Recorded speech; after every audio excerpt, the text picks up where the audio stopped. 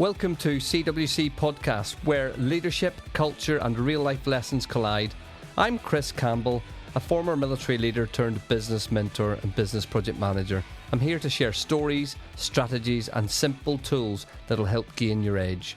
No fluff, no jargon, just practical conversations to help you grow. Let's dive straight in. Welcome back to CWC Edge Podcast. I'm Chris Campbell, and today we're exploring another few skills you can develop in business, leadership and life. Influence and communication.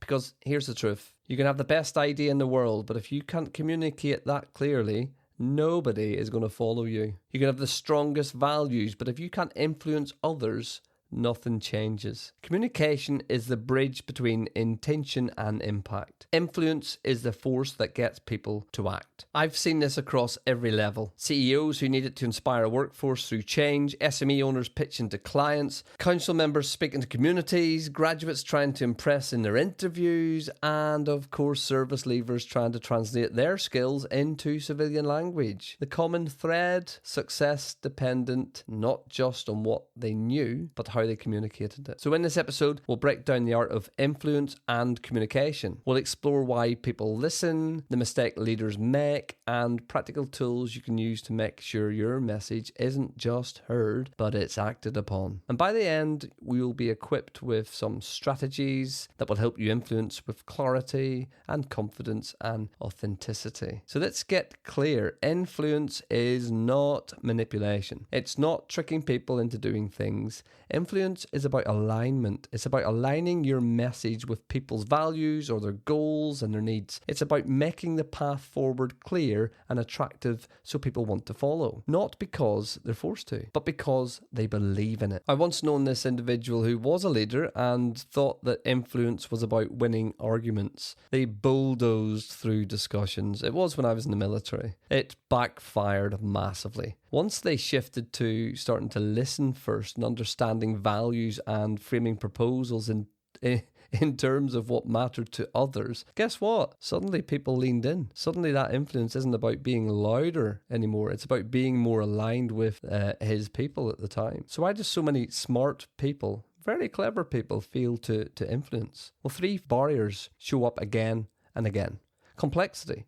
They overcomplicate messaging. Ego. They focus on sounding that, ooh, look at me, I'm so smart, rather than just trying to be understood. And disconnection. They speak in their own language. They may be educated to master's level and they may have been brought up a really good way, but some of their listeners aren't brought up that way. Some of our listeners are just normal, down to earth, easygoing men and women going into work for a day's work. They don't want to be listened to master degree level language. A young graduate I mentored, not the one I usually talk about, he kept losing interviews and he just couldn't grasp why. But when people were asking him, employers were asking him questions, the answers were just full of jargon from their education days. It didn't connect with employers at all. Once they started explaining the skills in plain, relatable terms, teamwork, problem solving, resilience, the offers came. He had 2 offers and he took the second offer that he got.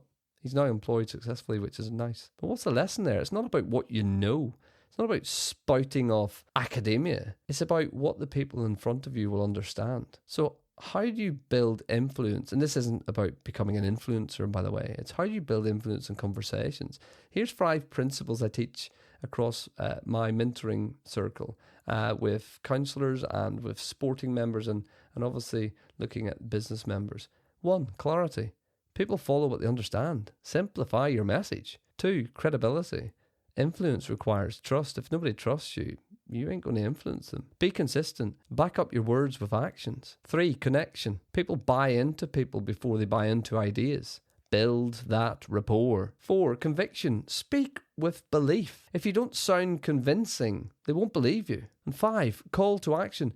Don't just inspire or try to inspire people. Make the next step very clear. When I coached a small business owner to pitch to several investors, we followed 3 key principles. They didn't just talk about the numbers and the return of investment. They connected with their values. They told stories.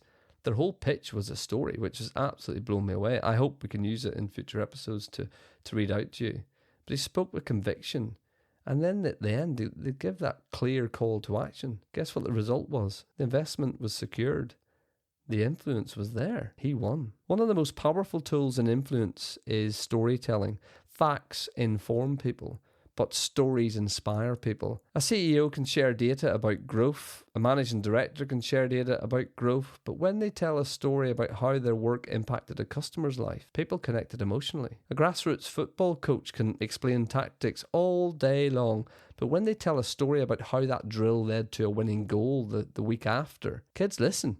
They listen differently. Stories turn abstracts into real life methods. The next time you need to influence somebody, ask yourself, what story can I tell that makes this point human and memorable? Because people forget numbers, but people remember stories. Let's talk about delivery. Influence isn't just in what you say. It's about how you say it. And use your voice. Slow down. Emphasize key words. Silence is powerful. Body language, stand tall, shoulders open. Get your eye contact worked on and keep it steady. Energy, speak with enthusiasm. Passion is contagious, people. And listening, real influence starts with you listening. The more you listen, the more people want to listen back. I mentored a CEO preparing for a town hall for all of his organisation. They were very monotone. They were glued to notes. The staff were disengaged. When we worked on voice, his energy in the room and him becoming a storyteller, the transformation was dramatic. Same content, but delivered with presence. The difference between being heard and being followed. So 2 quick stories. First, a service leaver trying to convince an employer that their skills were relevant to the job that they were applying for. But they reframed their experience as leadership, as project management skills, as risk assessment skills. And then the employer leaned in and undoubtedly, unduly hired the individual. That was influence through translation. He wasn't saying that I've led a team of 45 people to Afghanistan and we conquered X, Y, and Z.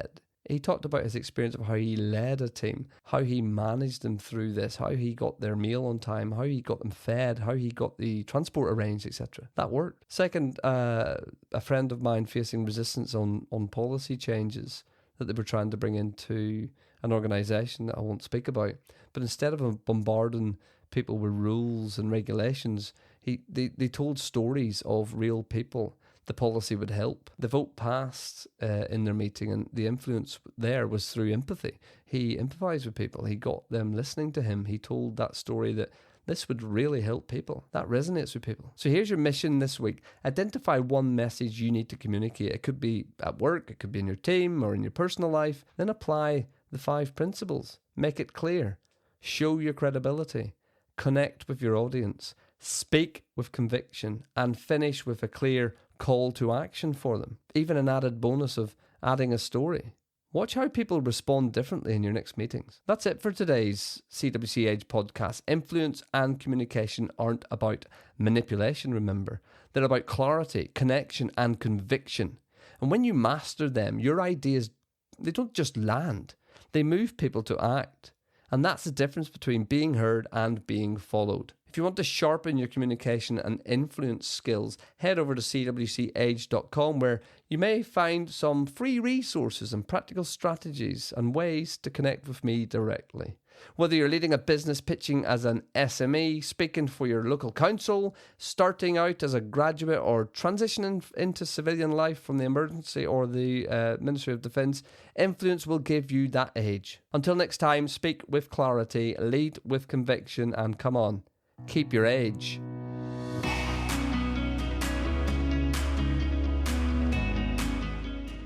Thanks for listening to CWC Age podcast. If today gave you something to think about, share it with your colleagues, share it with your friends, share it with your team, because growth is better when it's shared, people. For more insights, resources and blogs, head over to cwcage.com. Until next time, keep it simple, keep improving, and keep your edge.